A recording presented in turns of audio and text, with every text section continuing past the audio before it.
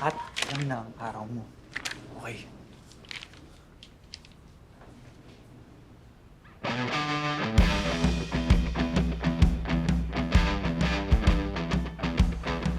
Anong ginagawa mo dito? Bakit? Nagbabalik na ako. At sino nagsabi na pwede kang tumira dito?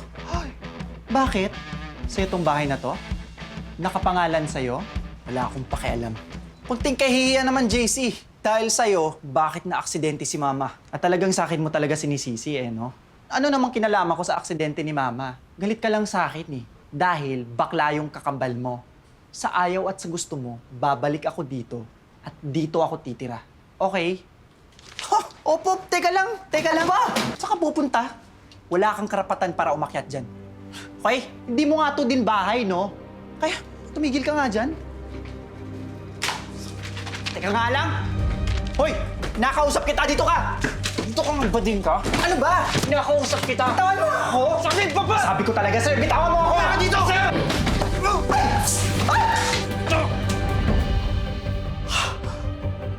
No! JM, no! My God! JM! My God, JM! JM! Uy, huwag kang magbibiro ng ganyan! Tulong! Uy! Welcome back, Tol. Tanda. Kagaya nung sinabi mo, umalis na si JC, dala yung mga gamit niya. Kusa na siya umalis. Talaga? Buti naman. Ay, nako. Simula dumating yung JC niyan dito sa pamamahay namin. Kandaleche-leche na yung buhay ko. Isipin mo yun, nawalan ako ng mga sponsors. Tapos, iniisip pa ng mga tao na bading ako. Tsaka alam mo, Mark, kasalanan ka rin sa akin May gawa nito Hindi mo lahat ng to Tsaka, niloko niyo din ako, di ba? Tama na, mahal. Ewan. Hello? Sino sila? Hi, JM. This is Pamela of REI Films Productions. This is to inform you na ikaw po ang napili ng aming director at sa tingin po niya ay bagay po kayo para sa lead role na gagawin namin movie. Gagawin? Teka po. Wala naman po akong naalala na may inauditionan po. Ay, tama po ba JM Garcia po ang kausap ko ngayon? Opo. Ako nga po yun.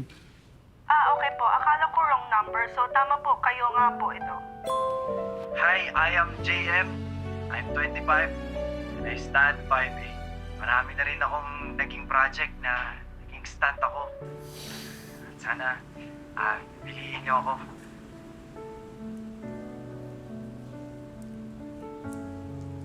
Opo.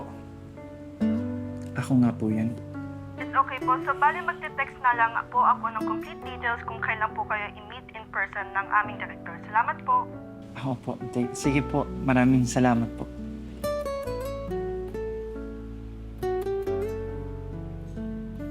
Nagpatulong siya sa akin gumawa ng video bago siya umalis. Para kahit papano ay makatulong sa'yo. Naalala mo nung na-ospital ka. Alam mo ba na siya yung naglabas ng malaking pera na pinambayad ng nanay mo para sa bills sa ospital, pati na rin ang bahay na to? Hindi masamang tao si JC, Tol. At hindi masama maging bakla. Sa sandaling panahon ko siya nakasama, alam mo, nakita ko sa kanya kung gaano kalaki yung puso niya. Kung gaano kalawak yung pagmamahal niya para sa inyo. Kahit paulit-ulit mo siyang itaboy, palayasin, hindi siya nagtanim ng masamang galit sa'yo. Ito, nandyan lahat ng talent fee niya nung nagpapanggap siyang ikaw. Hindi na ginastos yung pera mo pambayad ng ospital. Alam mo kanino ginastos niya? Pera niya. Mahal ka nun.